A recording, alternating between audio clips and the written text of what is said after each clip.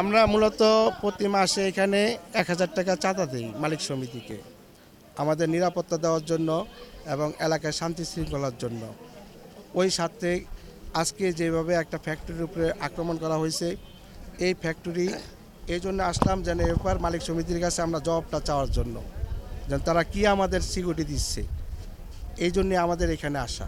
যেন আমাদের ছোট্ট একটা ব্যাগ গেলে গেট পাস দিয়ে আমরা যাই, আর এত বড় গেট চলে গেল কিভাবে গেল, কি গেট পাস দিয়ে গেল, এবং কম্পিউটার গেছে, শাড়ি থান কাপড় গেছে, কিভাবে গেল সেটা তো আমাদের কাছে জানাইছি, তাদের কাছে জানাইছি থাকার জন্য। জড়িত থাকতেও পারে, সন্দেহ হইতেছে আর জড়িত থাকতেও পারে, না হলে আমাদের একটা ব্যাগও যখন গেট পাস ছাড়া বাইর হয় না, তাহলে এতগুলা মাল কিভাবে গেট পাস ছাড়া বাইর হইলো? দোকানে সিকিউরিটি কোথায় ছিল? আমরা যে সিকিউরিটির প্রতি মাসে আমরা এখানে ছোট বড় মিলে 250 ফ্যাক্টরি আছি, তাহলে 1000 টাকা করে চাঁদা দিলে 2.5 লক্ষ টাকা ওঠে।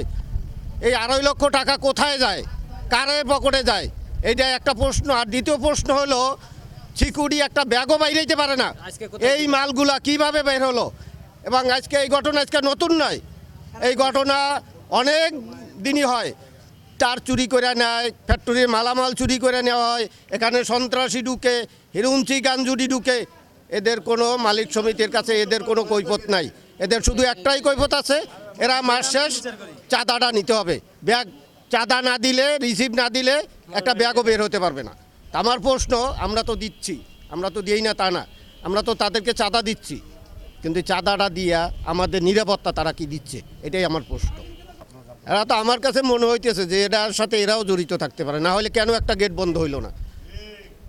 এরা যদি মনে করেন আটকাইতে পারবে না, 10টা দারোয়ান এতটি লোক আটকাইতে পারবে না, সেটা আমরা জানি। 2 ঘন্টা পর্যন্ত এরা হামলা করলো, একটা লোক তো গেটটা বন্ধ করে এরা চলে যেত। দরকার হলে এদের একটা গেট যদি ভাঙ্গে লয়ে যেত, তাহলে আজকে আমরা মনে করতাম যে তারাও আটকাবার চেষ্টা করছে। তারা সেই কাজটা তো করে নাই। করছে? আপনারা বলেন এই কাজটা কেউ করছে? করে নাই। তাহলে আমার মনে হয় যে এরা ওই সন্ত্রাসীর সাথে আগে থেকেই এদের কথাবার্তা ছিল, না হলে কেমন এতগুলা লোক ঢুকলো? তারা মালিক সমিতি কি করলো এখানে? উপস্থিত আছে, প্রত্যেকের ফ্যাক্টরিতেই কোনো না কোনোভাবে চুরি হয়েছে, কোনো না কোনোভাবে তার চুরি, মানে তার কেটে নিয়ে যায় রাত্রেবেলা। তারপর হচ্ছে কি আপনার ফ্যাক্টরি ওয়ার্কারদের রাত্রেবেলা ওরা যখন নাইট ডিউটি করে বের হয় বা সন্ধ্যার সময় মনে করেন যে আপনার মোড়ে ধরে ওদের মোবাইল, টাকা পয়সা এগুলো রেখে দেয়। এটা প্রতিনিয়ত এটা এই পলাশনগরে হচ্ছে। বাট সিকিউরিটি যে আমরা যে প্রতি মাসে 1000 টাকা করে চাঁদা দিই আমাদের নিরাপত্তার জন্য দিই। এটা একটা আবাসিক এলাকা, আবাসিক এলাকাতে আমরা চাঁদাটা দিচ্ছি হচ্ছে যেন আমাদের ওয়ার্কাররা নিরাপত্তায় থাকে, আমরা যেন নিরাপত্তায় থাকি। কিন্তু এই চাঁদা দেওয়ার ফলে কোনো সিকিউরিটি বা কোনো কিছু আমরা তাদেরকে কথা হচ্ছে কোনো কাজেই আমরা তাদেরকে পাই না। কিছু হয়, চুরি হয়, আপনারা গিয়ে থানায় মামলা করেন বা জিডি করেন, এই হচ্ছে ওনাদের বক্তব্য। এই ছাড়া আর কোনো বক্তব্য না। আর চোর ধরে নিয়ে আসেন, তো চোর ধরে যদি আমরাই নিয়ে আসতে হয়, তো আপনাদেরকে প্রতি মাসে 1000 টাকা 500 টাকা করে চাঁদা কেন দিচ্ছি? আমরা তো আপনাদেরকে চাঁদা দিচ্ছি যেন আমাদের নিরাপত্তাটা আপনারা সঠিকভাবে দেন, আপনারা প্রপারলি সিকিউরিটি রাখবেন, সিকিউরিটি আমাদেরকে নিরাপত্তা দিবে। রাত্রে মাত্র 7-8 জন বা 3-4 জন এই সিকিউরিটি দিয়ে পুরা পলাশনগর এই এরিয়াটা কাভারেজ করা হচ্ছে।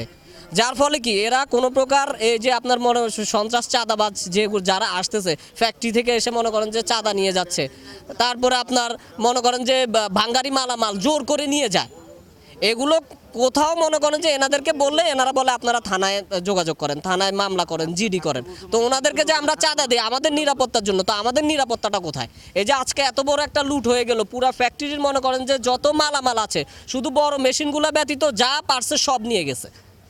এক একটা ফ্যাক্টরির মনে করেন যে না হলো একেবারে কম হলো 15 থেকে 16 লক্ষ টাকার জিনিসপত্র মনে করেন যে ওরা নিয়ে গেছে। উর্মি বেকারি পুরো খালি করে ফেলছে। আমরা ছোট উদ্যোক্তা, আমরা বিভিন্ন এনজিও, বিভিন্ন ব্যাংক থেকে ছোট ছোট লোন নিয়ে আমরা এই ফ্যাক্টরিগুলো চালাই। এখন এইভাবে যদি আমরা মাসে চাঁদা দিয়েও যদি আমরা নিরাপত্তা না পাই, তাহলে এই মালিক সমিতির দরকারটা কি?